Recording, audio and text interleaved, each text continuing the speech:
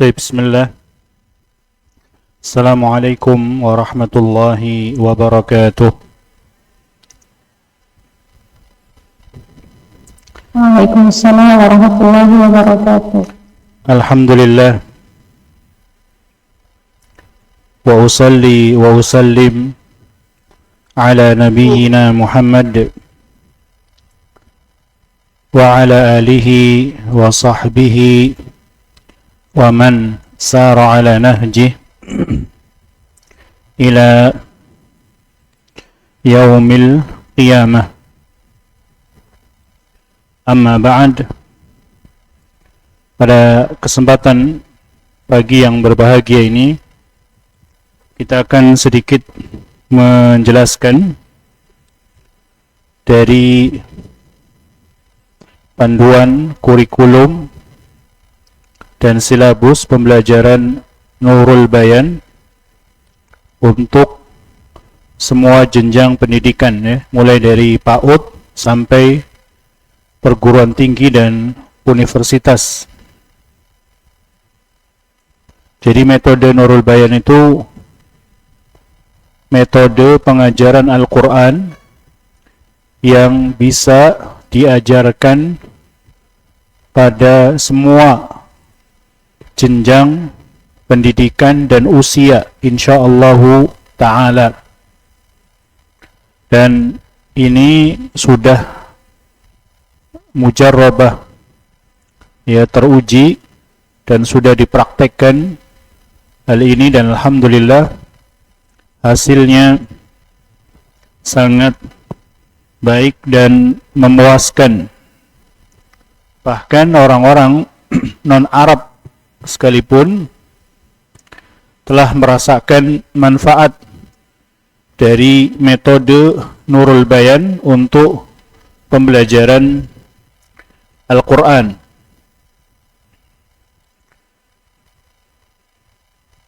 Mengenal metode Nurul Bayan.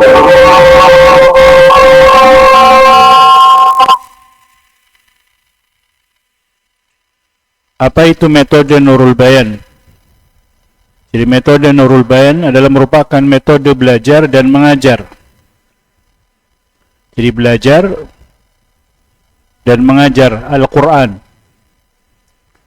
Jadi kalau misalnya orang-orang yang belum bisa membaca Al-Quran, maka dengan izin Allah dia mempelajari metode Nurul Bayan akan mudah untuk bisa membaca Al-Quran dan lancar. Nah, bagi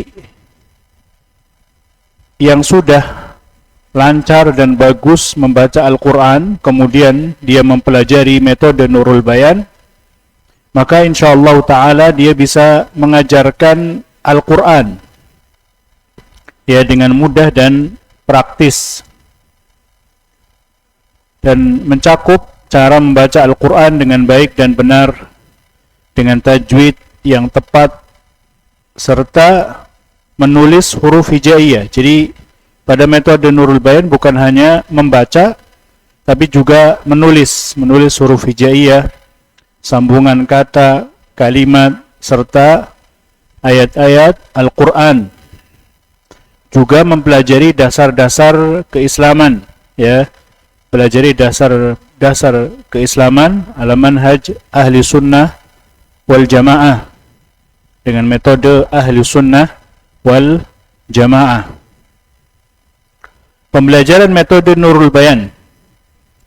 Nah, kita akan sedikit mengenal cakupan pembelajaran metode Nurul Bayan. Apa sih cakupan metode Nurul Bayan ini? Yang pertama yaitu belajar membaca Al-Quran. Cakupannya yang pertama adalah belajar membaca Al-Quran bagi yang belum lancar, terbata-bata, bahkan mengenal huruf hijaiyah saja tidak. Ya, maka metode Nurul Bayan memberikan solusi yang terbaik insyaallah, ya, untuk seseorang bisa membaca Al-Quranul Karim dengan lancar. Karena di negeri kita yang tercinta, yang konon hampir ya 180 jutaan penduduk yang beragama Islam, itu hanya 30%-an yang bisa membaca Al-Quran, yang selebihnya belum bisa atau terbata-bata, belum bisa sama sekali atau terbata-bata. Maka ini PR besar, terutama bagi kaum muslimin yang sudah lancar bisa membaca Al-Quran untuk bisa ditularkan ke yang lain, bukan hanya untuk dirinya sendiri. Maka dengan izin Allah, ini bagian daripada upaya agar kita bisa memberantas buta huruf, buta membaca Al-Quran di Indonesia, yaitu dengan apa? Mempelajari metode Nurul Bayan. Pada belajar membaca Al-Quran itu ada kitab namanya kitab Fathur Rahman fi Ta'limi Kalimatil Quran. Nah, kitab ini merupakan kitab pokok inti dari seseorang ketika ingin belajar Al-Quran dengan metode Nurul Bayan. Belajar membaca Al-Quran dengan mengeja, huruf per huruf, kata per kata, hingga potongan ayat Al-Quran. Jadi metode yang digunakan pada metode Nurul Bayan ini metode mengeja, huruf per huruf, kata per kata, sampai kepada potongan ayat-ayat Al-Quran, sehingga lancar untuk membaca Al-Quran, dan beberapa hukum tajwid di dalamnya yang terkait dengan kaidah membaca Al-Quran. Dan Fathur Rahman ini bisa digunakan untuk orang yang belajar Al-Quran dari nol, sama sekali belum mengenal huruf hijaiyah, maka dikenalkan huruf hijaiyah pada buku Fathur Rahman. Nah, pada buku Fathur Rahman ini cakupannya adalah pengenalan terhadap huruf hijaiyah. Ini yang paling lama memakan waktu untuk mempelajari Al-Quran, karena intinya kalau seseorang kenal dengan baik huruf hijaiyah, maka insyaallah ta'ala kesanahnya akan mudah. Jadi daripada huruf hijaiyah dilatih untuk membaca dengan baik dan benar, membaca huruf hijaiyah dengan baik dan benar, terutama yang serupa, huruf-huruf yang serupa pengucapannya. Ini metode Nurul Bayan. Jadi yang pertama ditekankan pada metode Nurul Bayan, yang paling lama belajarnya adalah pengenalan terhadap huruf hijaiyah. Dibaca, diulang-ulang, dicontohkan dengan baik dan benar. Bagaimana pengucapan yang tepat, yang baik. Itu pertama kali dikenalkan pada metode Nurul Bayan. Kemudian selain membacanya dengan baik dan benar, bisa membedakan huruf-huruf yang serupa, maka juga dikenalkan bentuk-bentuknya. Kadang-kadang orang bingung, ada pada huruf hijaiyah bentuk-bentuk yang sama antara ba, ta dengan sa. Itu kan bentuknya sama, yang membedakan titiknya saja. Jim, ha, kho, yaitu bentuknya sama, yang membedakan titiknya. Maka betul-betul dikenalkan dengan baik bentuk huruf dari sisi tulisan, Kemudian bisa membedakan huruf-huruf yang serupa dari sisi tulisan juga, Kemudian bisa membedakan penulisan huruf di awal kata, di tengah, dan juga di akhir. Nah, ini pada metode Nurul Bayan. Ini memakan waktu yang sangat lama dan panjang, pengenalan terhadap huruf hijaiyah, Kemudian setelah mengenal dengan baik, bisa membaca dengan baik, dan juga bisa membedakan huruf-huruf yang serupa baik secara ucapan atau tulisan, kemudian bisa membedakan antara mana yang di tengah, mana yang di awal, mana yang di akhir, maka dikenalkan 20 keadaan huruf. 20 keadaan huruf dikenalkan tandanya, cara bacanya, huruf per huruf, kata per kata, kalimat per kalimat, ya semuanya dikenalkan. 20 keadaan huruf yang dipelajari, yang pertama terkait dengan harokat, ya, harokat fathah, kasrah, dhammah, ya. Kemudian yang selanjutnya terkait huruf mad, ada alif mad, ada ya mad, ada waw mad.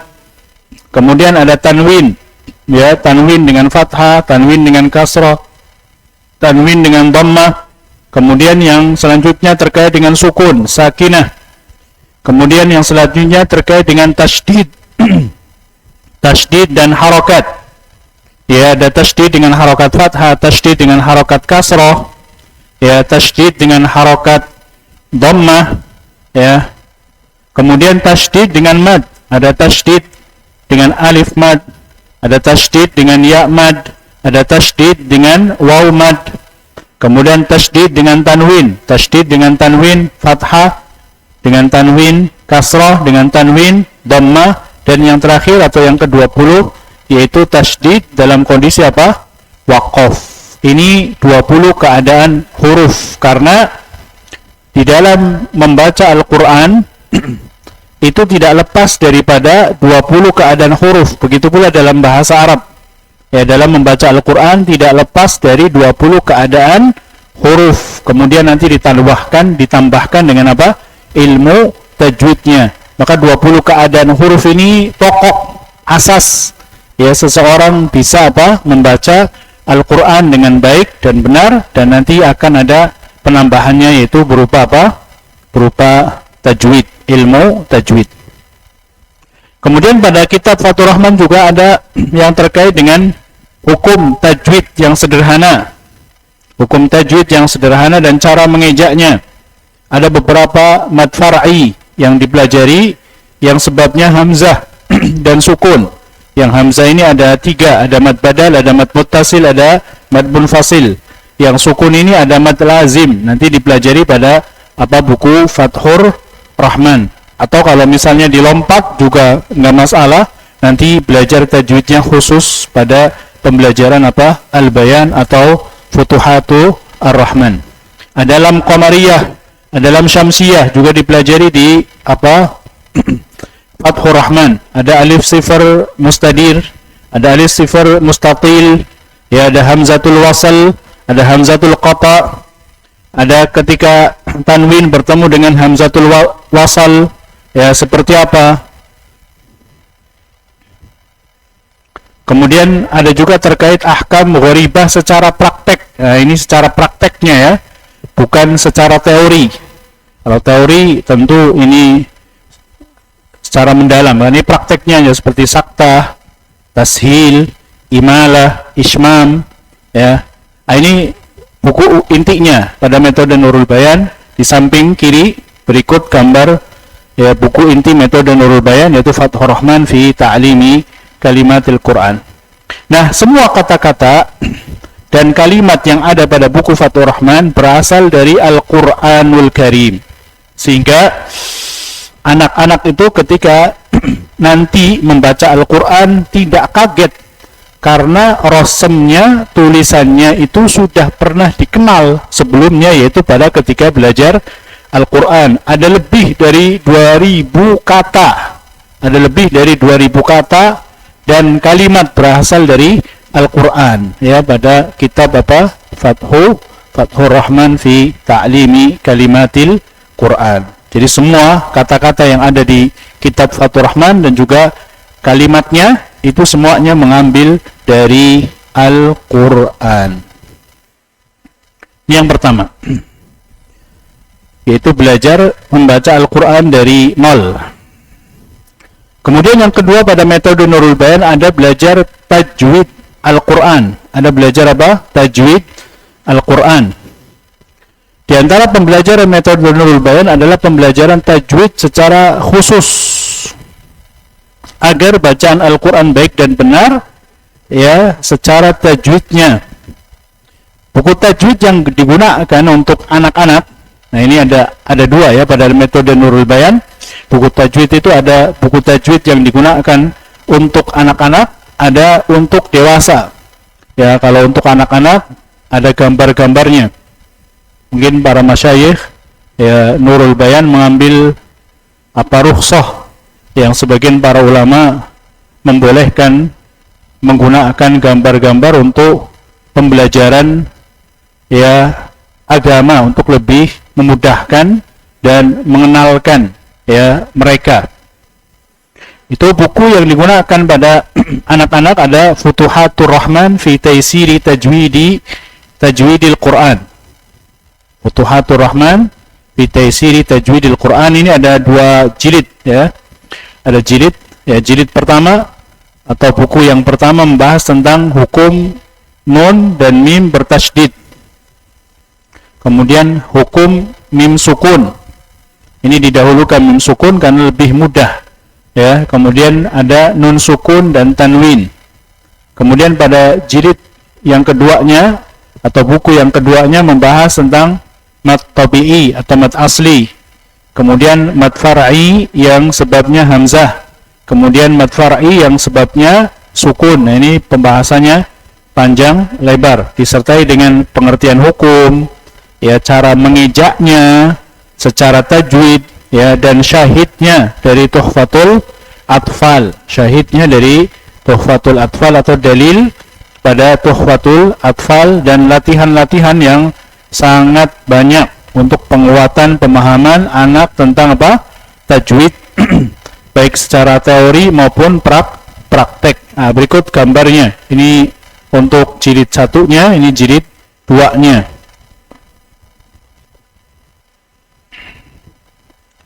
Nah, adapun buku tajwid yang digunakan untuk dewasa ada Al-Bayan fi Taysiri Tajwidil Quran. Al-Bayan fi Taysiri Tajwidil Quran. Ini pembahasan praktis tajwid dengan metode Nurul Bayan, yang mulai dari pengertian hukum-hukum tajwid, mengeja hukum tajwid, contoh ya praktek di dalam Al-Quran yang banyak ya, serta latihan-latihan. Pembahasan hukum tajwid di dalamnya ada tadi mim sukun dan mim sukun bertasydid, ada mim sukun, ada nun sukun dan tanwin, ada mad asli dan mad tabi'i atau mad tabi'i, mad asli atau mad tabi'i, kemudian mad far'i yang sebabnya hamzah, mad far'i yang sebabnya sukun, ada mulhaqatul mad, pembahasan tentang ya hukum yang mengikuti hukum mad, kemudian ada mutamathilain atau mutajanisain, ada mutaqaribain, dan kaidah pada hamzatul wasl. Kemudian ada tafkhim dan tarqiq, pembahasan tentang tebal dan tipis. Kemudian adalah makharij dan sifat huruf ya. Itu pembahasan pada Al-Bayan. Di dalamnya tadi ini sudah sungguhnya tentang pengertian tajwid, cara mengeja, syahidnya dari Tuhfatul Atfal, ya contoh dan latihan-latihan yang banyak untuk penguatan pemahaman tentang tajwid baik teorinya maupun prakteknya. Berikut gambarnya. Ada Al-Bayan fi Taysiri Tajwidil Quran, ini ringkasnya, ada versi lengkapnya Al-Fathu Ar-Rabbani. Ada Al-Fathu. Nah, ini Al-Bayan versi ringkasnya, ada Al-Fathu Ar-Rabbani, yaitu versi lengkapnya pembahasan tentang tajwid. Kemudian pada Nurul Bayan juga dilatih untuk belajar menulis Al-Quran. Belajar menulis Al-Quran. Jadi bukan hanya membaca, tapi juga bisa menulis huruf hijaiyah, katanya, ya kalimatnya, kemudian potongan-potongan ayat. Nah, itu dipelajari pada metode Nurul Bayan. Nah, untuk buku yang digunakan pada anak-anak, ya pada anak-anak ini ada Alama bil Qalam.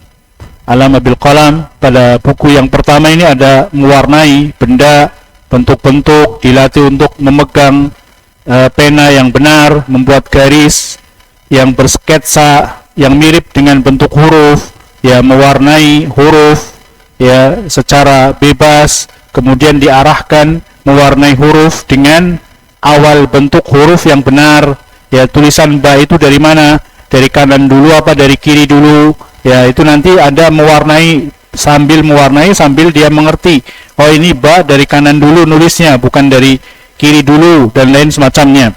Atau misalnya ha dari buntutnya dulu apa dari atasnya dulu, dan lain semacamnya. Itu dipelajari pada pembahasan latihan menulis pada Allama bil qalam. Kemudian membuat garis ya dan sketsa, ada ini baru latihan pemanasan. Jadi sebelum sampai kepada menulis huruf, ya dilatih dulu bagaimana buat garis ya yang sudah ada sketsanya, garis lurus, bergelombang, persegi, ya bulat.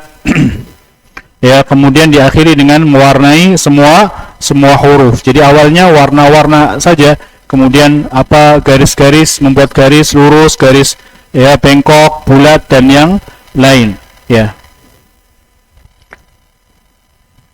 Kemudian yang kedua, menulis huruf hijaiyah dari alif dan shad. Ya, menulis huruf bersketsa dan tidak bersketsa. Jadi bersketsa dulu, ya ada titik-titik seperti itu, kemudian suruh garis. Pada ba juga ada titik-titik seperti itu, kemudian suruh nulis, yaitu pada latihan untuk menulis huruf hijaiyah ya. Kemudian latihan-latihan menyambung huruf-huruf yang sama, memilih huruf yang sama, mengimlakkan. Nanti di akhir ada mengimlakkan huruf dan murid menulis ba, tulis ba seperti apa. Nah, itu ada.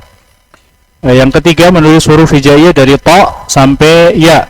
Ya, ada menulis huruf dengan sketsa dan setelahnya tidak bersketsa. Kemudian latihan-latihan menyambung huruf yang sama, memilih huruf yang sama, mengimlakkan huruf ya jim. Nanti mereka suruh pada nulis jim ya, dan murid menulis ya, mengimlakkan huruf dan murid menulis, dan diakhiri dengan menulis bentuk huruf di awal, di tengah, dan di akhir kata. Kemudian buku yang keempat yaitu menulis harokat, huruf berharokat ya, menulis huruf berharokat, ada fathah, ada kasrah, ada dhammah ya, dimulai dari murojaah, penulisan bentuk huruf ya, huruf berharokat, fathah, bersketsa dan tidak bersketsa, kemudian penulisan gabungan dari dua huruf ya dan tiga huruf dengan bersketsa terlebih dahulu, kemudian langsung, dan latihan-latihan yang menyenangkan ya, dengan digabung harokat fathah mencocokkan yang sama, begitu pula pada harokat kasrah dan dhammah. Hanya pada keduanya tidak ada gabungan dua huruf, tapi ini ada, sesungguhnya ada ya. Dan dari satu huruf berharokat langsung ketiganya. Nah, ini ada. Jadi ada, semuanya ada ternyata di buku Allama bil qalam. Kemudian buku yang kelima, menulis huruf mad dan berharokat sebelumnya ya, dimulai dari sketsa dan langsung begitu banyak sekali.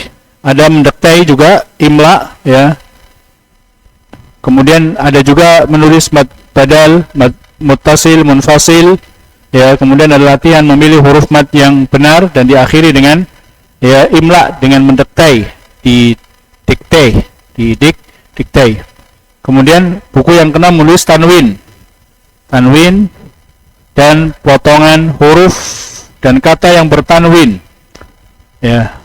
Kemudian yang ketujuh, menulis huruf dan kata bertasydid ya, dan juga potongan ayat. Ada juga lam syamsiyah, ada hamzatul wasl, ada hamzatul qata. Jadi pada metode Nurul Bayan bukan hanya anak atau pelajar dilatih untuk bisa lancar membaca Al-Quran, tapi juga bisa menulis dengan baik dan benar sesuai dengan kaidah penulisan. Ya, pada anak-anak tadi kita sebutkan ada Allama bil qalam. Nah, ini bukunya Allama bil qalam. Ya, ini ada gambar-gambarnya di dalamnya. Ada yang untuk dewasa. Nah, kalau untuk dewasa ini nggak ada gambar-gambarnya. Ya, polos, cuma hanya tulis ngikuti aja. Ini sama dengan 20 keadaan huruf. Ya, Allama bil qalam yang satu jilid. Ada juga yang lebih luks, yaitu hurufun al-arabiyah. Ini lebih luks lagi, lebih bagus lagi bukunya. Metodenya sama dengan menulis huruf, kemudian 20 keadaan huruf. Nah, ini buku-bukunya ya, yang ada pada hurufunal Arabiyah. Kemudian pembelajaran selanjutnya yaitu belajar dasar-dasar agama. Pada pembelajaran metode nurul bayan juga dipelajari dasar-dasar agama untuk anak-anak. Ya, ada akidah atau imaniyat, doa-doa harian, hadis, adab dan akhlak, praktek ibadah, kisah tauladan dan yang lain. Ya, itu ada pada buku-buku Al-Hadiyah. Ini ada kalau untuk anak-anak pada gambar-gambarnya ya. Ada 3 jilid, ada 3 buku. Nah, sampai kita pada penjelasan program Nurul Bayan pada berbagai macam tingkat pendidikan. Ya, pertama program pencapaian PAUD dan TK. Ini mulai dari usia 3 tahun. Ya, usia 3 tahun menggunakan Fathur Rahman fi Ta'limi Kalimatil Quran. Tapi ini lebih banyak ke praktek, ya, lebih banyak ke bermain daripada menggunakan buku. Karena usia 3 tahun itu usia bermain, usia pingin bebas ya. Jadi menjadikan banyak perangkat-perangkat pembelajaran atau wasail ta'limiyah sebagai metodenya. Kemudian hafal Al-Fatihah, Al-Ikhlas, Al-Falaq, An-Nas ya, minimal, dan tahajji Al-Fatihah, Al-Ikhlas, Al-Falaq, An-Nas ya. Kemudian menulis, latihan menulis sampai huruf, sampai mad. Kemudian 4 tahun ya menggunakan panduannya menggunakan Fathur Rahman fi Ta'limil Quran dari tasydid sampai keadaan ke-20. Kalau 3 tahun sampai sukun aja, sampai sukun. Itu pun tentu dibarengi dengan psikologi gurunya kepada anaknya biar metodenya menarik dan bisa membuat anak itu enjoy. Jadi tidak merasa anak itu sedang belajar. Ya, mereka lagi bermain, tapi pada hakikatnya anak itu sedang belajar. Jadi pada usia-usia ini 3 tahun, 4 tahun itu lebih banyak bermain dengan berbagai macam perangkat ya pembelajaran. Kemudian pada 4 tahun ini hafal Ad-Duha sampai An-Nas. Jadi nanti ada prakteknya, kita coba sedikit terangkan ya tentang hal tersebut. Kemudian belajar tajwidnya, Futuhatur Rahman. Ini jilid 1, yaitu juga lebih kepada lebih kepada praktek ya, tidak fokus kepada buku. Kalau anak-anak gak bisa fokus kepada buku, lebih kepada praktek yang diambil inti-intinya aja. Apa sih pembahasan pada Futuhatur Rahman, misalnya nun bertasydid, mim bertasydid. Ya, kita secara ringkas jelaskan bahwa itu dibaca dengan gunnah sempurna ya, dan diajarkan cara mengejaknya dengan diulang terus-terus ya, diulang terus-menerus. Kemudian tadi menulisnya sampai sukun, yaitu pada alama bil qalam tadi. Kemudian pada usia 5 tahun hatam, membaca Al-Quran. Jadi pada usia 4 tahun sudah selesai nih Fathur Rahman, dan pada usia 5 tahun ini hatam, membaca Al-Quran. Ya, nanti ada sistemnya dan bisa dengan izin Allah Azza wa Jalla. Ini kita praktekkan pada anak-anak kita ya, 3 tahun selesai Fathur Rahman, 4 tahun bahkan dengan izin Allah bisa ada yang bisa selesai hatam Al-Quran, membaca ya, bukan hafal, membaca. Dan hafalan 30 juz 30 minimal. Kemudian belajar tajwidnya menggunakan Futuhatur Rahman. Dan sekali lagi anak-anak itu tidak fokus pada buku. Jadi pada gurunya menjelaskan di papan tulis, atau dengan wasail taklimiyah, hanya acuan hanya acuan, ya, acuan pembelajaran itu menggunakan buku, nah gitu. Jadi tertibnya menggunakan buku. Adapun prakteknya tentu nggak akan, ayo anak-anak buka halaman sekian, kita akan bahas pembelajaran nun sukun, ya, pembelajaran ahkam mim sakinah misalnya. Nggak akan mudeng mereka, karena itu lebih banyak kepada praktek. Jadi usia 3 tahun, 4 tahun, 5 tahun ini lebih banyak praktek, lebih banyak bermainnya sambil belajar. Nah, jadi ini gambaran ini nggak, secara prakteknya tentu akan lebih mendalam, ya, lebih mendalam. Ini gambaran target program di atas adalah gambaran pembelajaran metode Nurul Bayan, bisa melebihi target dan bisa juga, ya, kurang dari target. Bisa melebihi target, bisa juga tidak mencapai target atau kurang dari target. Ini semuanya tergantung kehendak Allah, ya. Kemudian situasi dan kondisi anak, guru dan tempat belajar. Ini dia. Gurunya menyenangkan nggak kalau ngajar?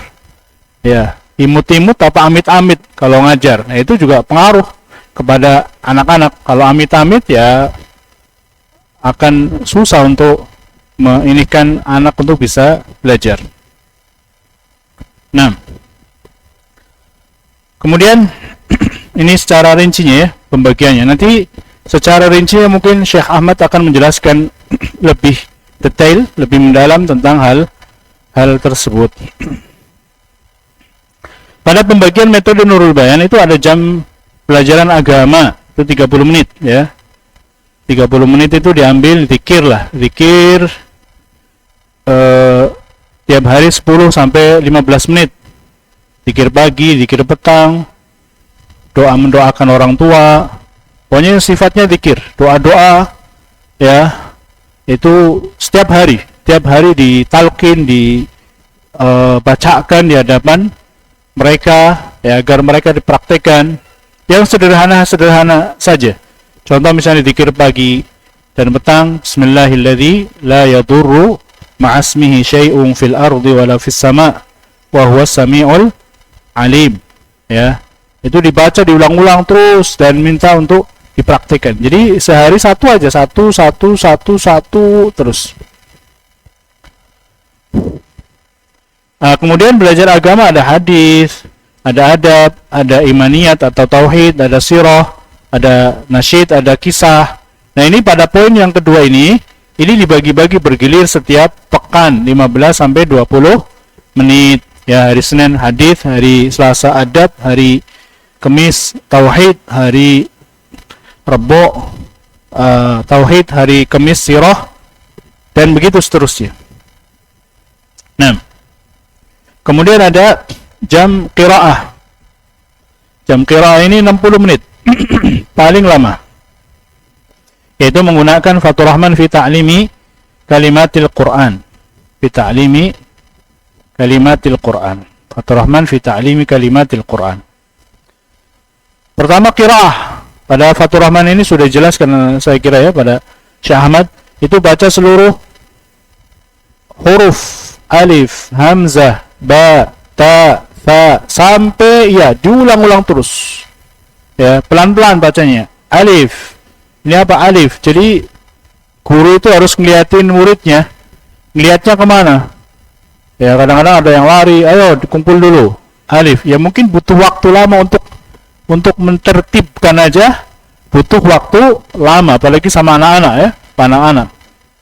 Luar biasa. Ada cerita menarik, ya, dari Syekh Isam. Awal pertama beliau mendirikan rumah tahfidz di kediaman beliau di Mesir. Itu subhanallah sampai bu gurunya, ustazahnya itu nangis-nangis. Aduh, gimana lagi sih? Dan kita kan tahu, ya, anak Arab, orang Arab aktifnya beda sama anak Indonesia. Kalau anak Arab aktif, ya, super, bisa 10 kali lipat aktifnya orang Indonesia, sehingga guru-gurunya itu pada nangis, ya, ngadu ke Syekh Isam, gimana caranya ini anak-anak kok begini amat gitu, diajarin malah lari-lari, malah mental-mental, malah berantem, dan yang lain. Tapi kemudian diarahkan oleh beliau pelan sedikit demi sedikit, ya, tentu dengan telaten, dengan sabar, karena itu biasanya yang ngajar ya PAUD TK itu bukan laki-laki, ya, yang ngajar itu perempuan, karena yang biasa telaten ya untuk ngurus anak-anak itu siapa? Ibu-ibu, mbak-mbak, mak-mak, ya, lebih telaten ngurusnya. Ya begitu cerita, begitu akhirnya terus ditelatenin, akhirnya alhamdulillah bisa. Sampai akhirnya punya 1000 murid. Dan sekarang ada 2000 murid. Sampai menolak-nolak murid. Ya, cerita kemarin beliau bahwa di sana di Arabul Quran sampai nolak-nolak murid. Ada muridnya, ada orang tuanya para pembesar, ada yang jadi qadhi, ada jadi hakim, ya, sampai ya ikhwah dan akhwat itu diceritakan sama beliau, saking udah penuh, karena kelas sudah nggak muat lagi, sementara orang yang daftar itu banyak. Orang yang daftar itu banyak, sampai ada anaknya yang nggak keterima, itu pokoknya pengen main ke TK situ, bahasa kita rumah tafidz itu, walaupun main ayunan, sampai pengen senangnya dia main ayunan, tapi qadarullah ya pengen belajarnya ditunggu di ayunan, sampai akhirnya beliau cerita kemarin ada yang meninggal, nah jatuh dari ayunan karena mungkin nggak terkontrol dan lain semacamnya, ya itu bukan kesalahan siapa-siapa, karena memang dianya pengen banget gitu sekolah di situ. Nah itu cerita dari itu, jadi ketekunan, ketelatenan seorang guru itu sangat dibutuhkan ketika mengajarkan metode Nurul Bayan, ya. Maka banyakan itu perempuan, yang mengajarkan metode Nurul Bayan. Murajaah. Nah, ini murajaah mengulang pelajaran huruf yang sudah dipelajari pada pekan kedua. Ini pada pekan kedua, ya. Karena pada pekan pertamanya tentu pengenalan huruf-huruf. Di sini 10 menit, murajaah 10 menit. Ya, ada yang dibaca bersama-sama, ada yang dibaca satu-satu. Nah,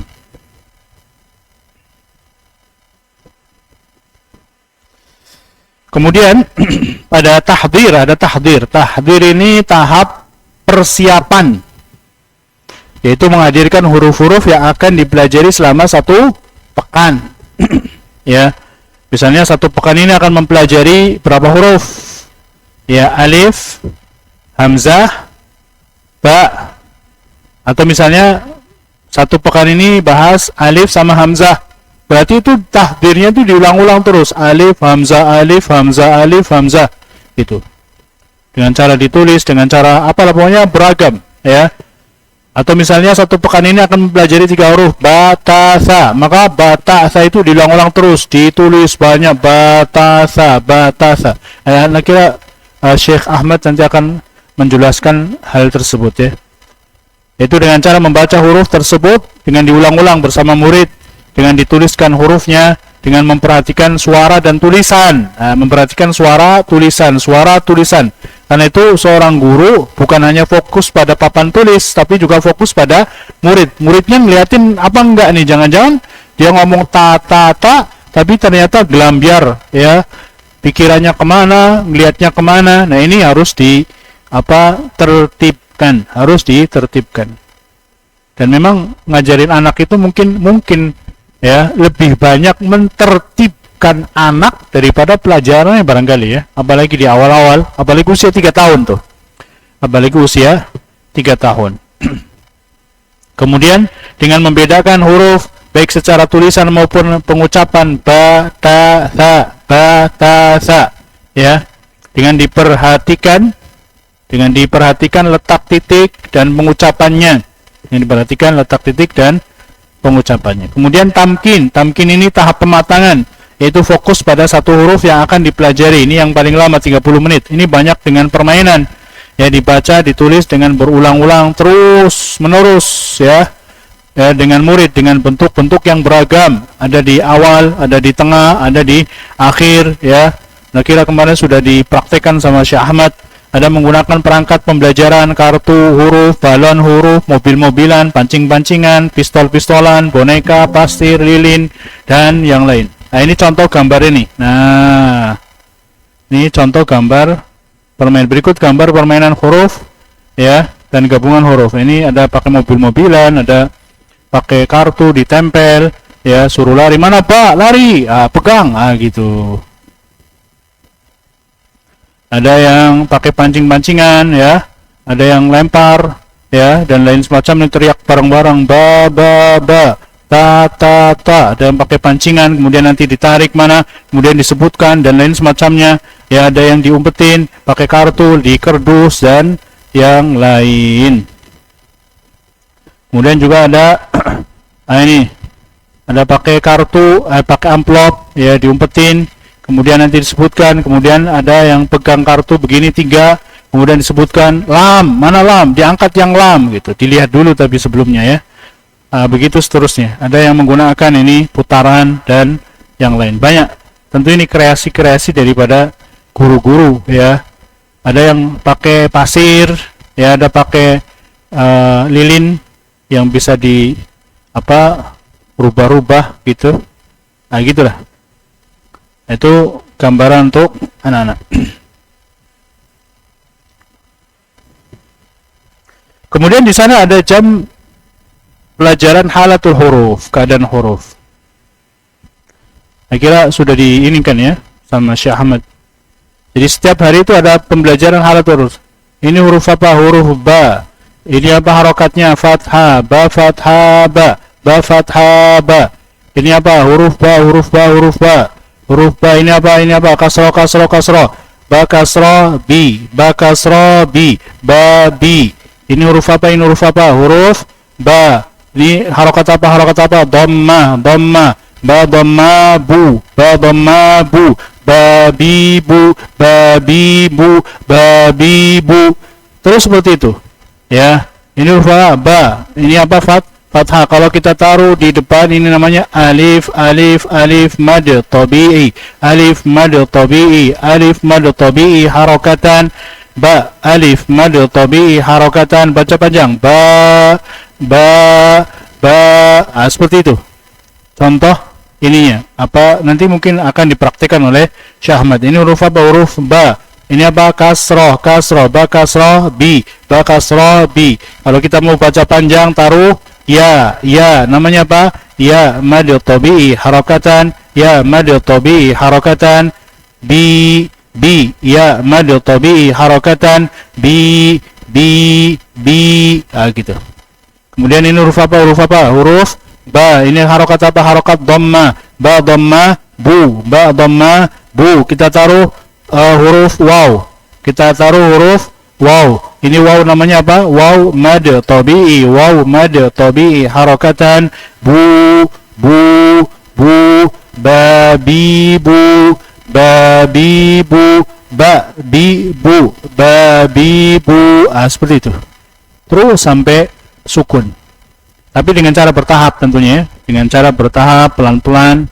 Dan nanti barangkali insyaallah Syekh Ahmad akan menjelaskan lebih akan hal tersebut. Tapi ini mulai ketika fathah. Mulai ketika fathah baru jadi ketika belajar huruf hijaiyah itu nggak ada halatul huruf. Mulai ketika sampai kepada fathah baru belajar halatul huruf.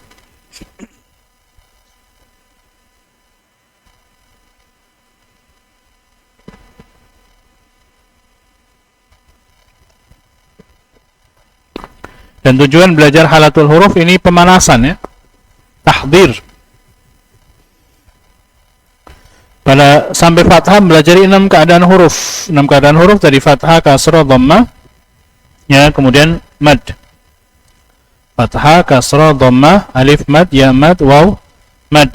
Nah, ketika sudah sampai kasrah mempelajari 10 keadaan huruf. Ada fathah, kasrah, dhamma, ya, alif mad, ya mad, waw mad, tanwin, fathah, tanwin, kasrah, tanwin, dhamma, dan sukun.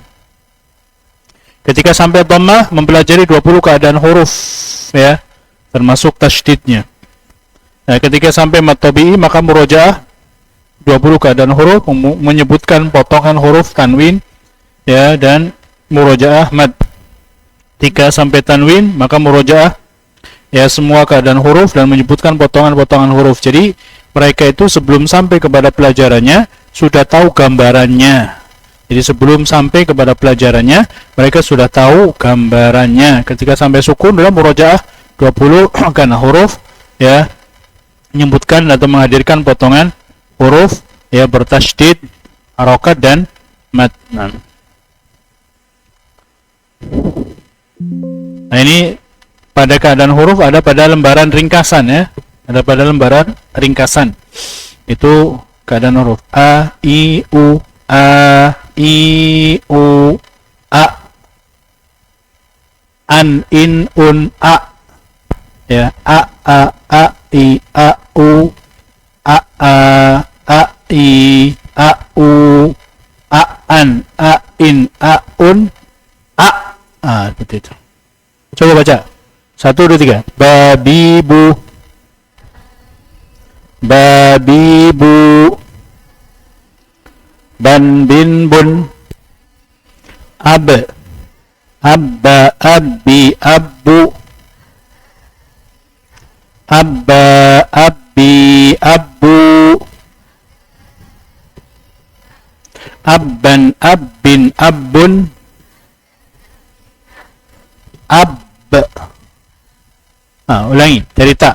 Tatitu, tatitu, tantintun, at, atta, atti, attu, atta, atti, attu, attan, attin, attun, at.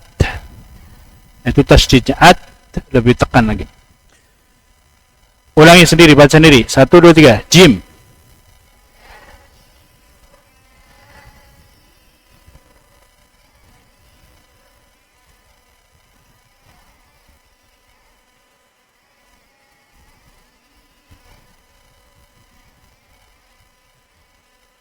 haj. Sekarang ha. 1, 2, 3. Ha, hi, hu, ha, hi, hu, aha, ahi, ahu, aha, ahi, ahu, ahan, ahin, ahun, ah. Sekarang kho. 1, 2, 3.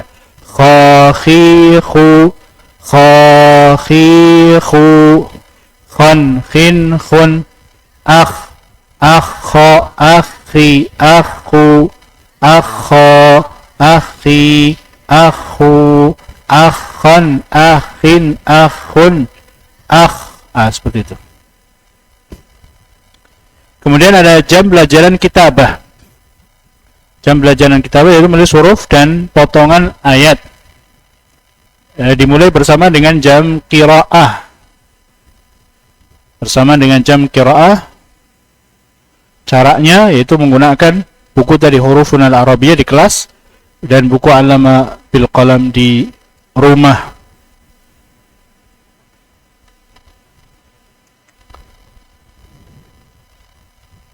Kemudian ada pelajaran Al-Quran. Pelajaran Al-Quran ini 60 menit. Dimulai dari awal bersamaan dengan jam qiraah, mencakup tahsin, tahajji, tahfil. Tahsin, tahajji, tahfil. Caranya pertama tahdir, tahap persiapan. Jadi guru membaca surat Al-Fatihah pelan-pelan tentunya ya. Dengan ta'awudz, a'udzu billahi minasyaitonir rajim.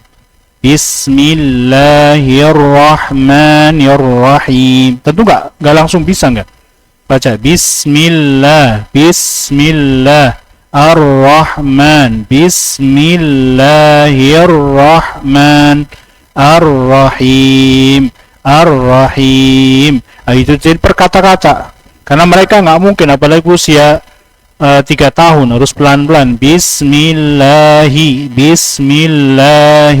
ar-Rahmani, Bismillahirrahmani. Tapi diulang-ulang terus, nanti mereka bisa insyaallah ta'ala. Jadi tahdzir dibaca terus, guru membaca terlebih dahulu, kemudian murid mendengarkan. Ayo dengarkan ibu dulu ya, baca bu gurunya, kemudian guru ngaji pelan-pelan, muridnya ikuti, gitu. Dan diperhatikan banat ikhwah dan akhwat, bahwa anak itu butuh waktu untuk bisa menyesuaikan. Karena itu harus dibutuhkan kesabaran, ketelatenan, keuletan. Kesabaran, ketelatenan, dan keuletan. Ya. Tahji. Jadi tadi ada tahdzir, baca terus. Atau kalau enggak, kalau lama mungkin misalnya Al-Fatihah aja dulu dibaca pelan-pelan. Yang penting mereka bisa. Ini luar biasa.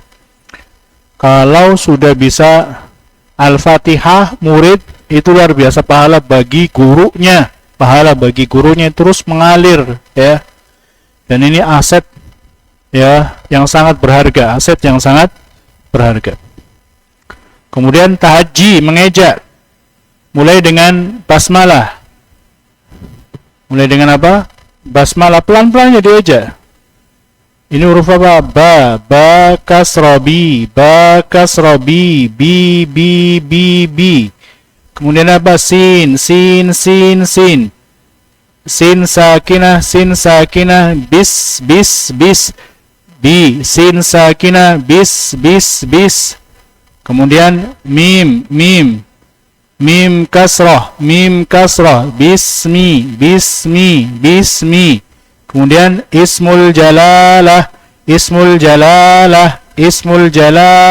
Allahi, bismillahi. Ayo perhatikan fulan, bismillahi. Kemudian hamzatu waslin. Ini ada tanda alif, di atasnya ada kepala shad. Hamzatu waslin. Tasqutu waslan. Tasqutu. Gitu pelan-pelan. Gitu. Gua langsung hamzatu waslin, tasqutu waslan, nabda'u biha. Ini bubar anaknya. Nggak mau belajar lagi. Ya, lam syamsiyah, lam syamsiyah, mudghamah,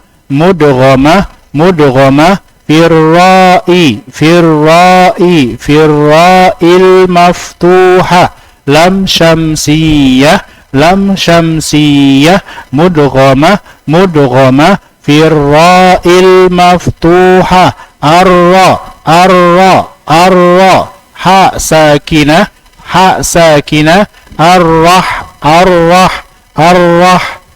ma, mim fathah, arrahma, alif, mad, tabi'i, harakatan, alif, mad, tabi'i, harakatan, arrahma. Setelahnya huruf apa? Huruf nun kasrah, ni, arrahmani. Bismillahirrahmani. Begitu pelan-pelan, ya. Kemudian mengeja per ayat tiap hari dia aja. Bismillahirrahmanirrahim bisa jadi 1 pekan tuh, diulang, nggak apa-apa, nggak masalah. Ya. Nah, untuk panduan mengejaknya ada pada tahajji Fathur Rahman fi tahajji ba'di suwaril Quran. Kemudian tamkin, tahap pematangan atau fokus ini menghafal. Jadi di antara faidah mengeja adalah biar hafalan anak-anak itu lebih baik dari sisi bacaannya, makharij dan sifatnya. Ya. Kemudian ada tamkin, tahap pematangan atau fokus menghafal, yaitu membaca surat yang sudah ditahaji dengan berulang-ulang. Jadi Bismillahirrahmanirrahim sudah dieja, maka diulang-ulang terus. Bismillahirrahmanirrahim. Nah, seperti itu. Guru membaca terlebih dahulu dengan menunjuk kepada ayat dan memperhatikan para murid. Ya, 5 kali yang bacanya, kemudian para murid mendengarkan, kemudian guru membaca dengan diikuti murid 5 kali atau 3 kali terserah. Itu bersifat fleksibel. Kemudian guru dibagi menjadi kelompok. Ya, fulan ayo kelompok sini, kelompok situ. Ya. Kemudian murid dibagi beberapa kelompok, kemudian guru membaca dan bergiliran tiap kelompok mengikuti atau tiap kelompok membaca dan yang lain mendengarkan. Nah, begitulah. Kemudian murojaah, mengulang-ulang pelajaran. Apabila telah selesai tahaji dan menghafal surat Al-Fatihah, maka berpindah ke surat Al-Ikhlas. Maka murojahnya adalah surat Al-Fatihah. Ya, apabila selesai surat Al-Ikhlas sampai surat Al-Falaq, maka murojaahnya adalah Al-Fatihah dan Al-Ikhlas. Nah, begitu seterusnya. Kemudian ada jam tajwid. Jam tajwid ini ketika sudah sampai kepada tasydid. Ketika sudah sampai kepada tasydid baru masuk kepada jam tajwid. Jam tajwid ini menggantikan jam keadaan huruf. Jadi menggantikan jam keadaan huruf. Jam keadaan huruf kan sudah selesai pada 10 keadaan pertama, ya. 10 keadaan sampai sukun, ya. Setelah tasydid maka jam keadaan huruf diganti dengan tajwid. Menggunakan buku Futuhatur Rahman tadi, jilid yang pertama, selesai bersamaan dengan selesainya Fathur Rahman.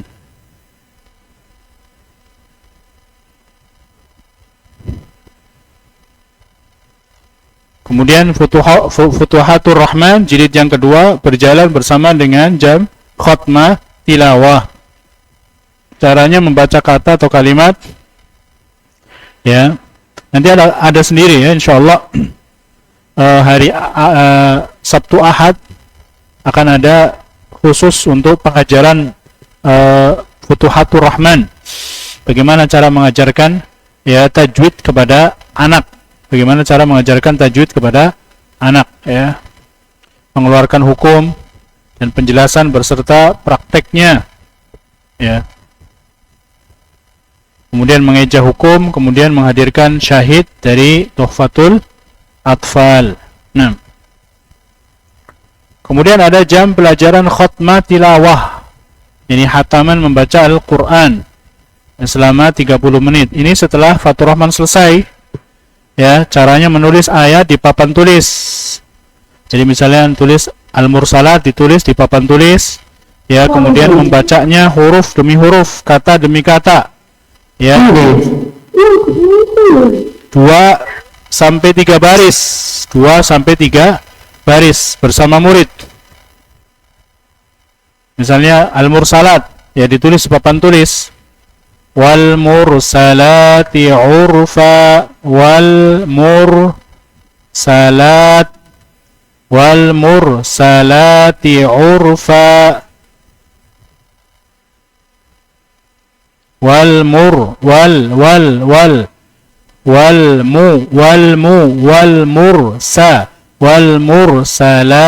urfa, fa. Pokoknya pelan-pelan begitu, ya. 2 baris atau 3 baris. Setelah itu kemudian membaca ayat yang ditulis papan tulis pada mushaf. Jadi anak-anak sudah disiapkan mushafnya dan ditunjuk dengan penunjuk atau jari mana yang akan dibaca, ya. Salah satu membaca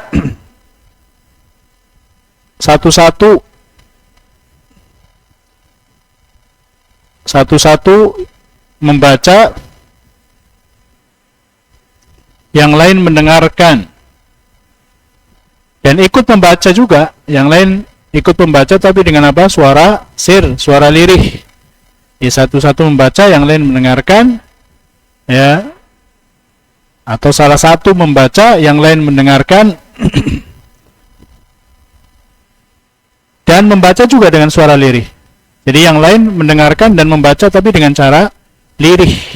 Ya, yang bacakan keras hanya satu orang dengan meletakkan jarinya di mushaf pada surat yang dibaca.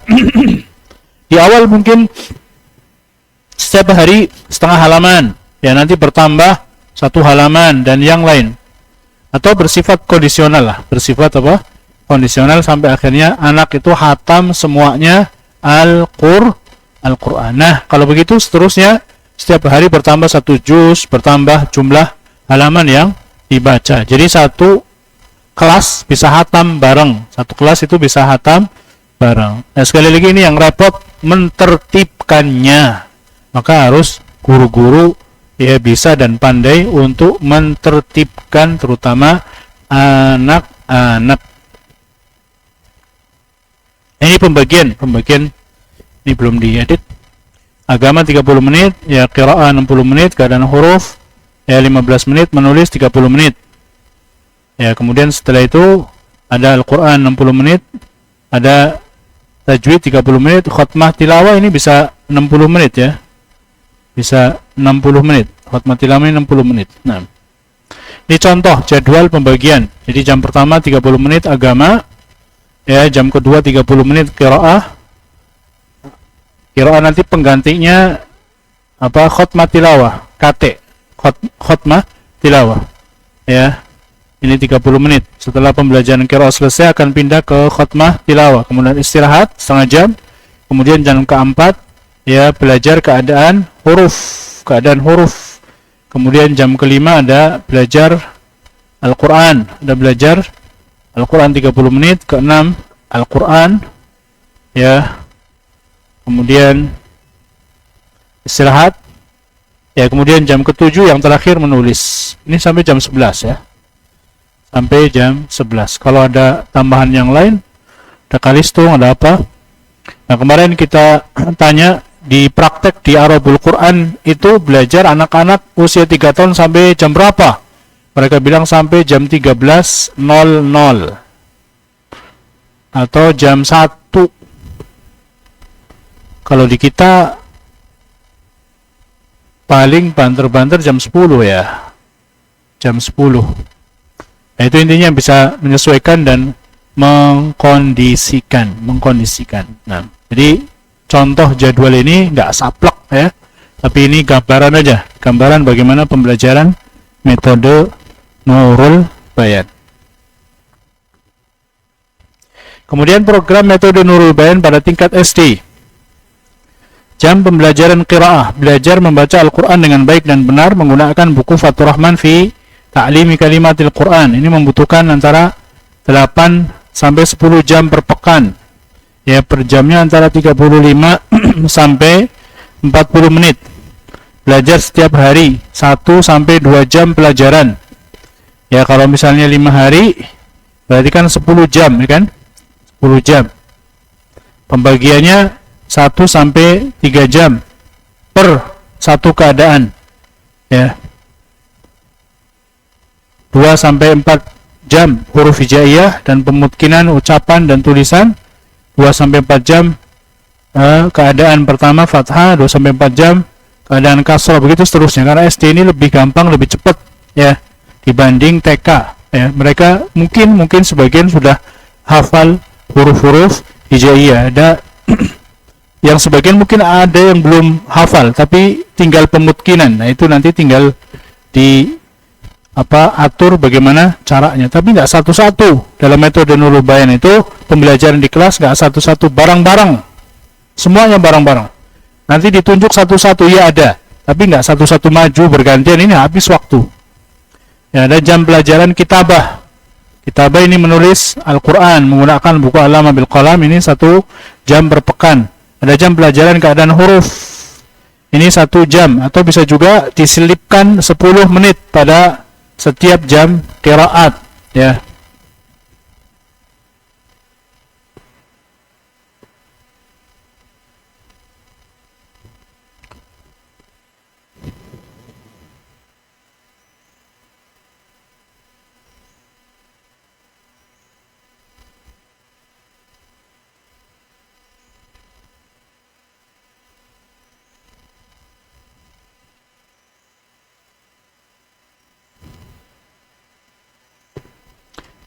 komputer ini ada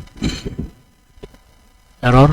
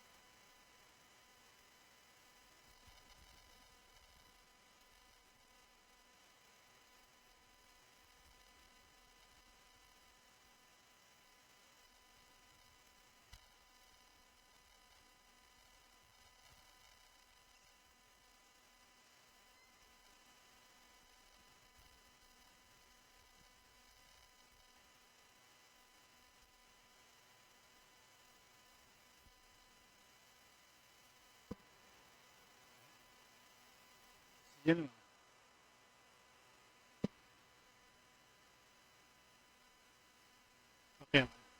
ini nggak bisa nih. Ini punya antum ini. Ini apa ini?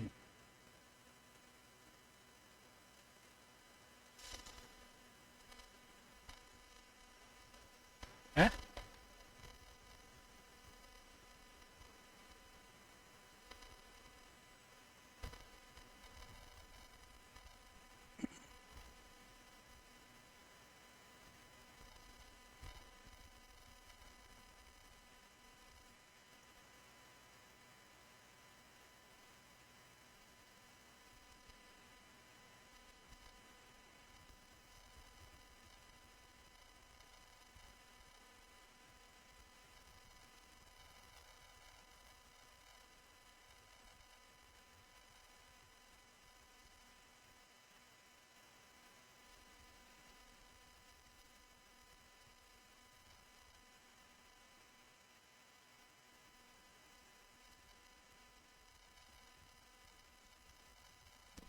Nah, kita lanjutkan pada kemudian ada jam pembelajaran tajwid. Setelah selesai belajar Fathur Rahman, mempelajari hukum tajwid, praktek bacaannya dan syahidnya dari Tuhfatul Atfal dan yang lain. Membutuhkan waktu 2 jam per pekan menggunakan buku Futuhatur Rahman jilid 1 dan 2. Kemudian khutmah tilawah. Khutmah tilawah ini selesai Fathur Rahman, baru kemudian khutmah tilawah. Itu membaca Al-Quran dari awal Fatihah sampai An-Nas dengan memperhatikan bacaannya sesuai tajwid, dimulai dengan talqin, kemudian membaca bersama-sama, kemudian membaca satu persatu, membutuhkan 3 jam per pekan, 3 jam per pekan. Nah, per pekan pada SD, tingkat SD membutuhkan 10 sampai 12 jam pelajaran. Contoh ringkasnya yaitu jam qiraah ini bisa 8 sampai 10, kemudian kitabah ya, kemudian Al-Qur'an ini tahajji dan keadaan huruf, kemudian tajwid. Tajwid ini bisa nanti menggantikan jam qiraah, baru kemudian khatmah tilawah. Jadi seperti ini. Jamnya ini bisa 10, ini juga bisa 10. Nah, begitu.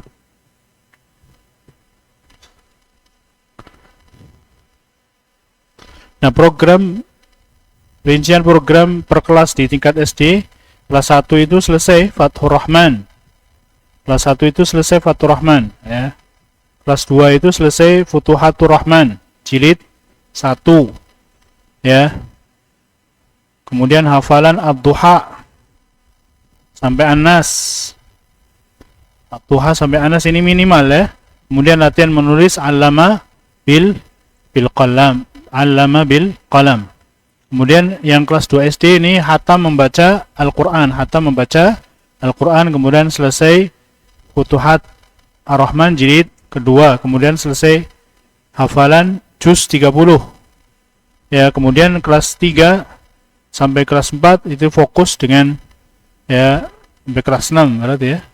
3 sampai 6 maka fokus hafalan dengan 10 sampai 12 jam per pekan, bisa ditargetkan 1 sampai 2 juz per tahun atau lebih. Program hafalan Tuhfatul Atfal untuk tajwidnya dan Jazariyah makharij dan sifat sampai makharij dan sifat. Itu gambaran untuk SD untuk metode apa? Nurul Bayan. Kemudian ada program metode Nurul Bayan tingkat SMP, SMA dan perkuliahan. Ada jam qiraah, ya, belajar membaca Al-Qur'an dengan menggunakan kitab Fathur Rahman fi Ta'limi Kalimatil Qur'an. Minimal ya 3 sampai 4 jam per pekan. Atau kalau kuliahan ya 3 sampai 4 SKS ya. Target 1 semester selesai ini.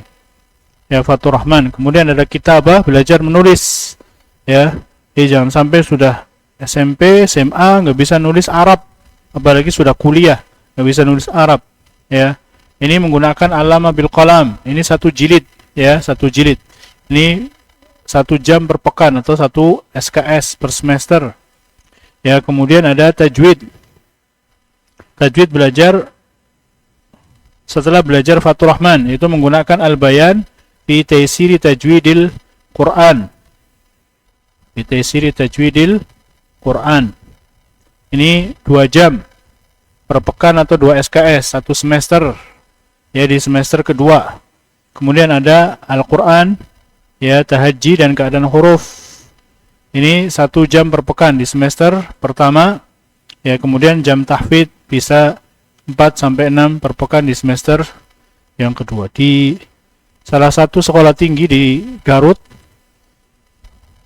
itu mewajibkan seluruh mahasiswanya belajar metode Nurul Bayan. Ini bagus sekali. Ya. Jadi seluruh mahasiswanya belajar metode Nurul Bayan. Ini cakep. Ya, mengharuskan seluruh mahasiswanya untuk belajar metode Nurul Bayan sebagai bekal mereka untuk mengajarkan Al-Qur'an.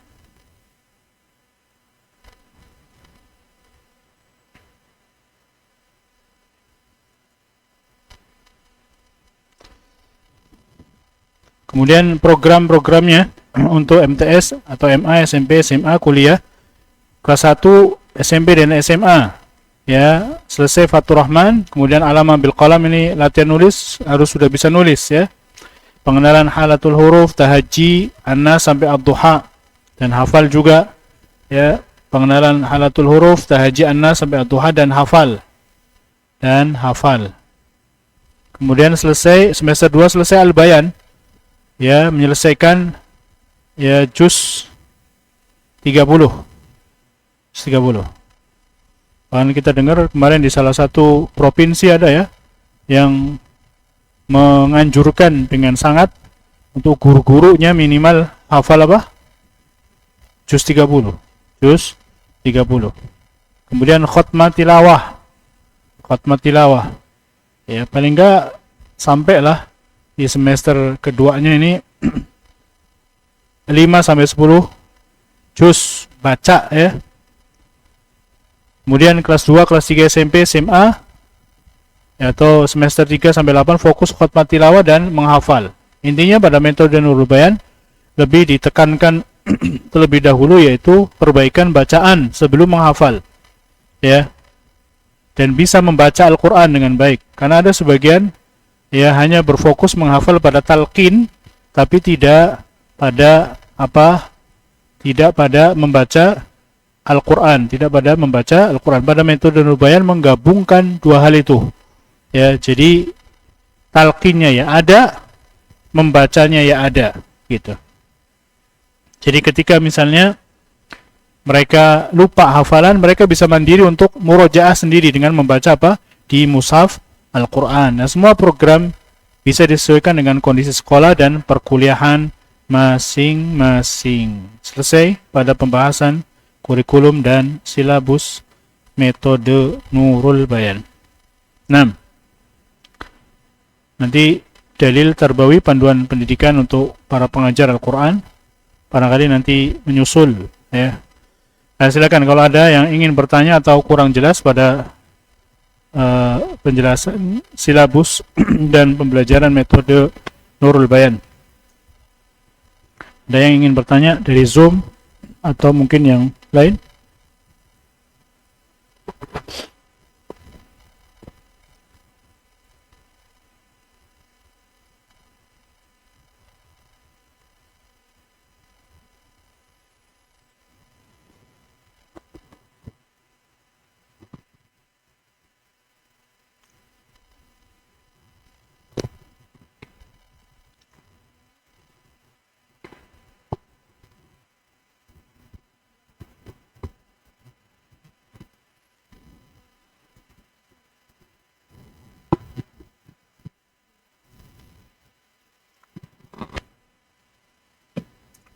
Saya tanya, cukup? Assalamualaikum Ustaz. Nah? Saya ingin bertanya, qadarullah, saya mengajar di kelas 5 SD, namun yang jadi kendala adalah anak-anak belum bisa membaca Al-Quran dengan baik dan benar. Apakah metode pembelajaran yang belum bisa membaca Al-Quran, Ustaz? Iya. Masih terbata-bata bacaannya. Bagaimana bagaimana solusinya, Ustaz? Apakah kurikulum yang harus saya terapkan itu kembali lagi ke dasar di kelas 1 atau pembelajaran dasar TK atau bagaimana, Ustaz? Iya, jadi bagi yang terbata-bata diulang dari awal. Dimungkinkan huruf hijaiyahnya, kemudian sesuai dengan tahapan pada metode Nurul Bayan. Jadi metode Nurul Bayan itu untuk yang membaca Al-Quran dari nol itu memang untuk yang sama sekali belum mengenal huruf hijaiyah atau yang sudah mengenal atau yang terbata-bata membacanya. Jadi dimungkinkan lagi untuk pembelajaran Al-Qur'annya tersebut. Dan juga perlu diingat bahwa yang kita paparkan ini itu bukan hanya bisa dipraktekkan pada lembaga-lembaga formal, pada kegiatan rumah tangga, kegiatan di rumah pun itu bisa dipraktekkan. Bahkan mungkin efek pembelajaran di rumah barangkali lebih mengena ya daripada di sekolah. Ada kalanya seperti itu. Karena itu ya metode Nurul Bayan ini bukan hanya dipraktekkan di lembaga formal, bisa juga lembaga non formal. Contoh misalnya pada TPA ya sore itu bisa juga, atau misalnya homeschooling ya, atau misalnya pada rumah ibu-ibu ngajarin ke anak-anaknya habis maghrib, habis isya, atau bapak-bapak ingin mengajarkan anak-anaknya, ya juga bisa dipraktekkan dengan metode ini. Jadi metode Nurul Bayan itu ya bukan hanya untuk formal, tapi juga non formal bisa digunakan. Nah, untuk pembelajaran metode Nurul Bayan yang membaca Al-Quran dari nol, cakupannya itu tadi, yang sama sekali betul-betul belum mengenal huruf hijaiyah, atau yang setengah mengenal, atau yang tadi sudah mengenal tapi terbata-bata bacaannya, maka dilancarkan dengan apa? Metode Nurul Bayan. Nah, Jazakumullah Ustaz. nah, ayo.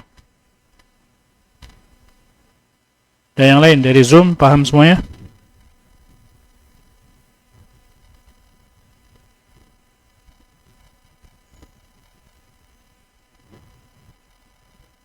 Assalamualaikum warahmatullahi wabarakatuh. Afwan Ustaz, mau tanya.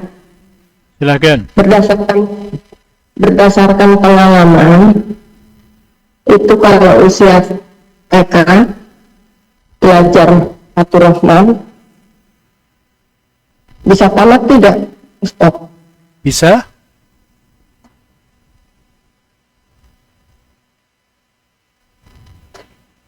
Itu dalam jangka waktu berapa bulan, Ustaz? Nah, untuk Fathur Rahman, pembelajaran TK dan PAUD itu nggak ngeplak sama buku. Jadi semuanya harus full, gurunya yang ekstra.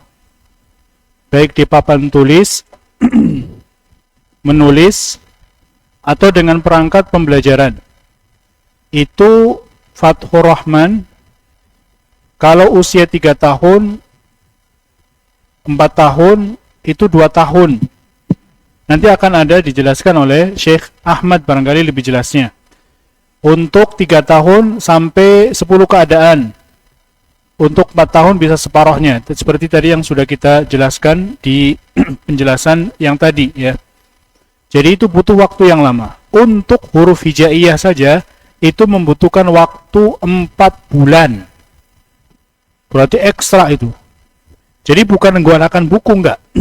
Jadi buku Fathur Rahman itu hanya sebagai panduan saja. Panduan saja. Jadi ketika praktek di lapangannya, enggak menggunakan buku, tapi praktek di papan tulis, atau menggunakan perangkat, menggunakan kartu. Seperti tadi yang sudah kita gambarkan bagaimana ya perangkat-perangkat pembelajarannya yang ada. Ya, jadi untuk praktek di TK, PAUD, usia 3, usia 4 tahun itu semuanya bermain. Jadi mereka itu nggak kerasa itu, ya nggak terasa bahwa mereka itu lagi belajar, padahal mereka lagi bermain gitu. Nah itu bagaimana merancang itu dengan sebaik-baiknya. Nah, Syukran jazakumullah khairan katsiran, Ustaz. urutan menggunakan buku Nurul Bayan ini apa saja tadi ya. Pertama Fathur Rahman itu yang menjadi buku acuan. Ya, kemudian yang kedua tentang tajwidnya tadi sudah kita tampilkan juga gambarnya. Untuk tajwidnya untuk anak-anak menggunakan Futuhatur Rahman. Itu ada 2 buku.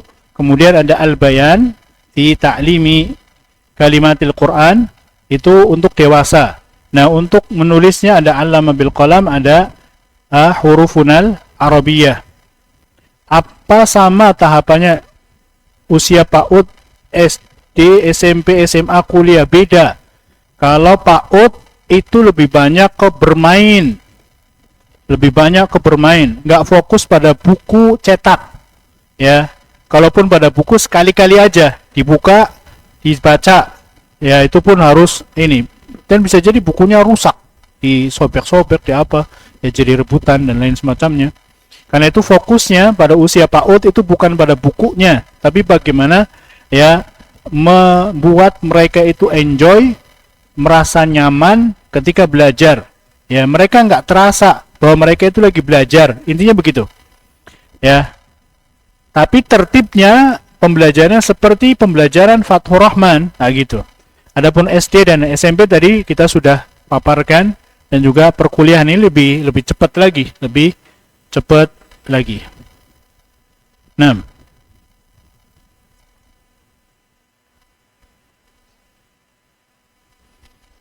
panduan PDF nanti kita akan ini kan, kita launching bukunya insyaallah, karena perlu dicek dulu sama masyayikh, Syekh Ahmad juga ada yang perlu ditambah, dikurangi dan lain semacamnya. Insyaallah kalau sudah ini kita launching untuk buku-bukunya sebagai panduan kurikulum dan silabus metode Nurul Bayan. Dan tentu yang dimaksud dengan SMP SMA di sini SMP SMA umum ya, bukan pesantren. Kalau pesantren saya kira SMP-nya kan ada apa, uji masuknya dengan baca Al-Quran ya.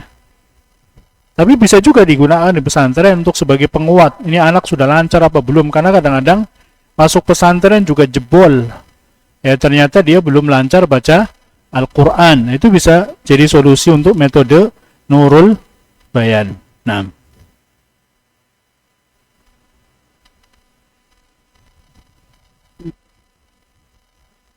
Assalamualaikum Ustaz. Nah, silakan. Ahsanallahu ilaikum, izin bertanya Ustaz. Ustaz? Ya. Ya, anak kurang begitu fokus dari materi Ustaz hari ini karena ada kegiatan, insya Allah nanti anak dengarkan di Zoom. Cuman ingin bertanya, di kelas anak itu untuk buku acuannya, materi dan prakteknya itu menggunakan Fathur Rahman, kitab Fathur Rahman. Nah, kemudian setelah anak menerangkan materinya, terus kita dengan anak-anak tuh baca sama-sama, kemudian mereka baca satu-satu, ya kan? Nah, kemudian setelah itu kita tutup buku materi yang Fathur Rahman, kemudian mereka baca Iqra dan Al-Quran. Bagi yang sudah Al-Quran, Al-Quran, bagi yang Iqra, Iqra.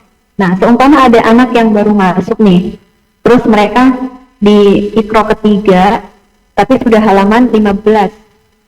Nah, nanti metode anak tuh kembali lagi ke Iqra ketiga, tapi halaman yang pertama, gitu. Itu menurut Ustaz, ulangan arahannya itu dibenarkan tidak gitu? Itu satu ya. Kemudian untuk pertanyaan yang kedua, nah, kalau anak kan mengajarin mereka tuh, misalnya hari ini pelajaran Fathur Rahman yang halaman ketiga, hari ini nih. Kemudian kalau sudah selesai, besoknya lagi lanjut ke halaman yang keempat. Jadi satu halaman, satu pelajaran itu tidak berhari-hari. Jadi hari ini selesai, besoknya ke pelajaran berikutnya. Nah. Apakah itu benar, Ustaz? Atau nungguin satu pelajaran kita diulang-ulang sampai satu pekan gitu? Iya. Iya, itu aja. Jadi nanti saya tanyakan lagi kalau ada yang ingin ditanyakan. Jazakallahu khairan. Nah, untuk pembelajaran Al-Quran bagusnya tertib. Artinya kalau menggunakan satu metode seluruhnya. Jadi misalnya menggunakan metode Nurul Bayan, berarti dari awal sampai akhir menggunakan metode Nurul Bayan. Karena kalau dicampur-campur nanti akan bingung. Itu yang pertama. Kalau menggunakan Iqra, ya Iqra semuanya, nggak masalah.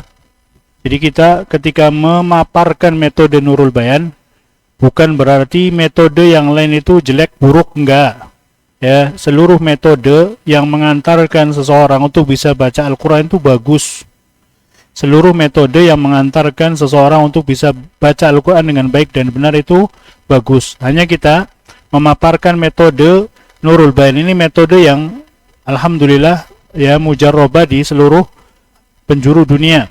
Ya, barangkali metode ini praktis, mudah dan cocok untuk dipraktekkan di kita, silakan gitu. Jadi kita nasihatkan kalau misalnya menggunakan satu metode, silakan fokus pada metode tersebut. Kalau mau berpindah pada metode Nurul Bayan, maka fokus pada metode Nurul Bayan, dimungkinkan secara utuh, kemudian dari awal sampai akhir ya menggunakan metode Nurul Bayan, sehingga anak itu enggak mukhtalat, tidak tercampur, dicampur-campur dan lain semacamnya, ini kebingungan, enggak karuan. Nah, itu yang yang hendaknya perhatikan. Kemudian pada metode Nurul Bayan sesungguhnya setiap langkahnya itu selalu mutkin. Artinya gini, kalau seseorang misalnya belum mutkin ke huruf hijaiyah, maka jangan pindah dulu ke fathah. Fathah belum mutkin, jangan pindah ke kasroh. Dan begitu seterusnya. Artinya mungkin berarti kalau misalnya di sebuah lembaga formal, di kelas, berarti umumnya orang itu sudah paham gitu, baru pindah. Kalau ada 1-2 orang ya itu dianggap wajar lah, dianggap wajar. Jadi dalam metode Nurul Bayan itu fokus pada pembelajaran tertentu sampai betul-betul kuat, mungkin baru pindah ke yang lain, Kalau tidak maka nanti akan terjadi banyak hal yang perlu direvisi. Karena itu ketika mempelajari metode Nurul Bayan itu kan terus fokus, terus dilatih terus. Karena itu kalau bisa sebuah lembaga yang menerapkan metode Nurul Bayan, orang tuanya juga diajak untuk bisa mengerti apa itu metode Nurul. Dan metode Nurul Bayan itu mudah. Siapapun bisa belajar. Ya, dan gampang. Siapapun bisa belajar dan gampang. Dan pertama kali, ini mudah-mudahan bagian daripada tahadduts bin ni'mah, pertama kali kita belajar metode Nurul Bayan itu hanya ikut daurah ketika itu kita lagi kunjungan ke sebuah tempat, ya, itu hanya mendengarkan Syekh 5 menit. Duduk dengerin seperti apa sih metode Nurul Bayan. Ketika itu yang menyampaikan Syekh Kasban, ya, itu beliau dari Mesir, luar biasa kalau menyampaikan dengan penuh semangat, gak ada yang ngantuk. Kalau beliau ngajar itu gak ada yang ngantuk, ya. Saya takjub, wah, mudah ini diterapkan. Akhirnya saya pulang bawa bukunya, terapkan ke anak, dan alhamdulillah bisa. Bahkan usia 3 tahun selesai hatam Fathur Rahman dengan mengejaknya. Gak ada yang ketinggalan dari mengeja. Ya, seperti misalnya contoh mad munfasil dengan mad muttasil semuanya dieja, ya, sampai hatam. Dan usia 4 tahun hatam membaca Al-Quran dengan izin Allah Azza wa Jalla. Jadi praktek metode Nurul Bayan itu gampang. Insyaallah ta'ala. Nah, maka nasihat kita itu tadi yang pertama, jangan dicampur. Kalau mau fokus pada Iqra, pelajari metodenya seperti apa, silahkan. Atau Imam Syafi'i atau metode yang lain, ya, silahkan. Ya, fokus pada metode tersebut. Karena masing-masing metode itu punya kelebihan barangkali, ya. Punya kelebihan dan kekhususan dan ciri khas, ya. Dan semua metode yang mengantarkan kepada Al-Quran baik, sah. Ya. Dan metode Nurul Bayan punya ciri khas tersendiri, ya, dibanding dengan metode yang lain. Kemudian itu dari fokus pada pembelajaran sampai terkuasai, atau kalau agak 100% paling enggak 90% lah, baru pindah ke yang lain. Jangan dicampur-campur. Nah, begitu barangkali yang bisa kita tangkap, ya, dari pertanyaan tadi. Wallahu a'lam.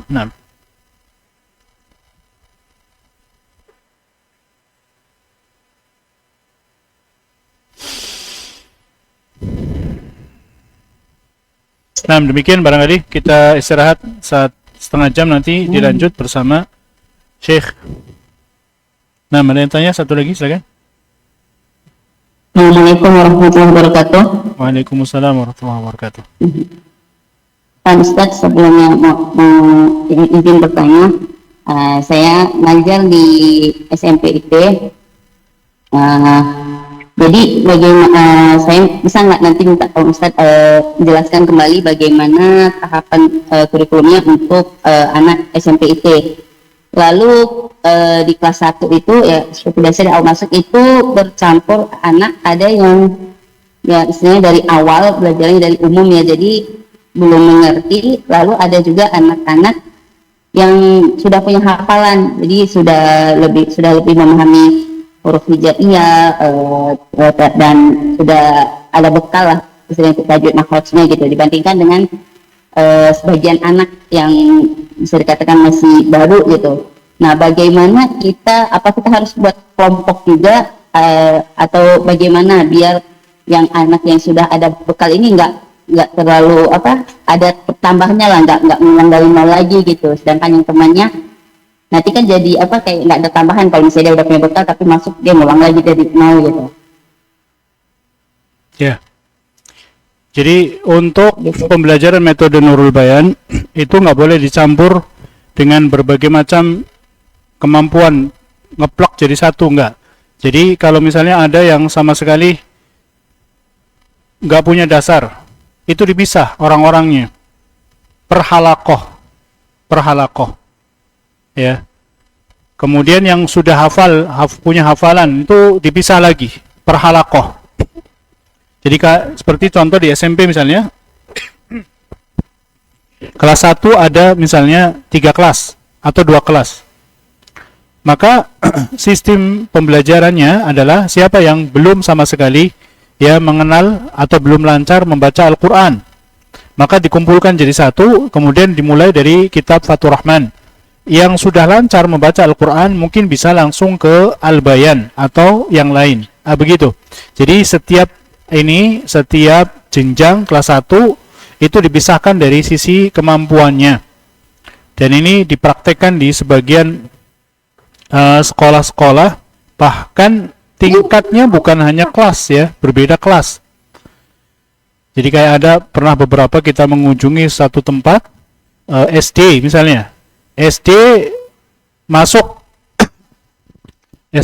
kelas 1 misalnya. Ternyata dia sudah hafal 5 juz, berarti masuk halakoh yang sudah tinggi. Walaupun kelas 1, walaupun nanti di halakoh itu bercampur dengan kelas 2, kelas 3, kelas 5 misalnya. Sekalipun, nggak masalah. Ada misalnya kelas 3, tapi kemampuan baca Al-Qur'annya masih lemah, rendah. Gabungkan sama anak-anak yang ini. Untuk Al-Qur'annya aja ya. Adapun pembelajaran yang lain mungkin nanti bisa digabungkan, apalagi terkait dengan pembelajaran umum misalnya. Itu menjadi solusi untuk bisa lebih tertib, Nah, wallahu a'lam. Kalau untuk kelas 1, misalnya untuk sistem penilaiannya ada gambaran nggak Ustaz bagaimana gitu? Iya, penilaiannya masing-masing nanti dilihat kelancarannya. Jadi setiap anak sudah lancar huruf hijaiyah apa belum? Kemudian dicek lagi, udah kemudian setelah lulus huruf hijaiyah, misalnya ada beberapa orang yang belum sama sekali hafal huruf hijaiyah, nanti diklasifikasikan tersendiri. Ada yang sudah huruf hijaiyah tersendiri sudah lancar, kemudian tapi terbata-bata. Ini nanti ada kelasnya sendiri. Mereka tetap pakai Fathur Rahman. Tapi tentu nanti percepatannya lebih cepat yang sudah hafal huruf hijaiyah, karena huruf hijaiyah merupakan inti dalam metode Nurul Bayan. Kalau sudah lancar huruf hijaiyahnya, maka insya Allah lebih cepat untuk bisa belajar metode Nurul Bayan, lebih cepat untuk bisa belajar membaca Al-Quran. Nah, berarti misalnya kan udah diatur itu waktu jam belajarnya yang tentu saja. Misalnya kemampuan anaknya itu cepat, berarti misalnya dari durasi yang diberikan 30 menit, misalnya 15 menit sudah cukup, itu nggak apa-apa ya Ustaz ya? Iya. Oke, kita pangkas gitu. Nah, kalau kelas 1 yang belum pernah belajar Nurul Bayan, apakah menggunakan kitab Ustadz anak-anaknya atau seperti TK? Kelas 1 apa ini? SD.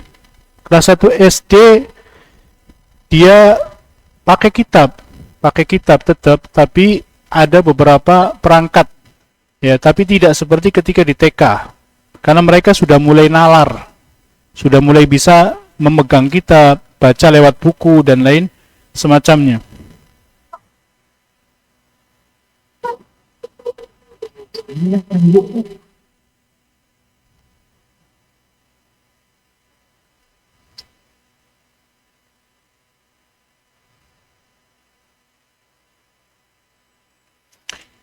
Pertanyaannya yang tadi, maksudnya setelah materi dan praktek kitab Fathur Rahman, mereka membaca Al-Quran atau Iqra hanya satu ayat karena mereka pindahan dari guru ngaji di masjid. Maksudnya gimana? Setelah Fathur Rahman selesai, sudah langsung baca Al-Quran. Setelah selesai langsung baca Al-Quran? Boleh Anda jelaskan pakai suara Ustaz?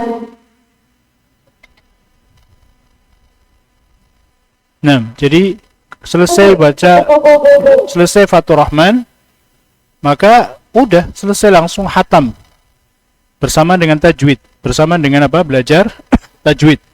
Nah, ketika misalnya perpindahan dari metode, misalnya dari Iqra ke Nurul Bayan, boleh aja langsung dimulai dari awal. Karena Iqra kalau nggak salah kan langsung ini pengenalan terhadap harokat ya, nggak ini huruf hijaiyah terlebih dahulu ya. Langsung harokat ba, bi, bu, baba, bibi, bubu. Nah, seperti itu kan? Kalau nggak salah seperti itu. Jadi langsung kepada harokatnya. Kalau metode Nurul Bayan dari apa namanya ini dan langsung dibaca. Kalau Fathur Rahman kan langsung dibaca ya. Nggak ada tahapan terlebih dahulu untuk dieja terperinci. Kalau di Nurul Bayan menggabungkan antara metode Baghdadiyah dan metode langsung.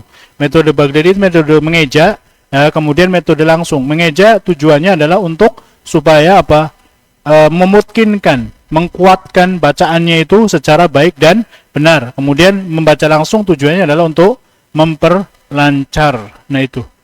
Nah demikian barangkali nanti untuk lebih lanjutnya bisa langsung bersama Syekh Ahmad hafizahullahu ta'ala. Subhanakallahumma wa bihamdika asyhadu an la ilaha illa anta astaghfiruka wa atubu ilaih. Assalamualaikum warahmatullahi wabarakatuh.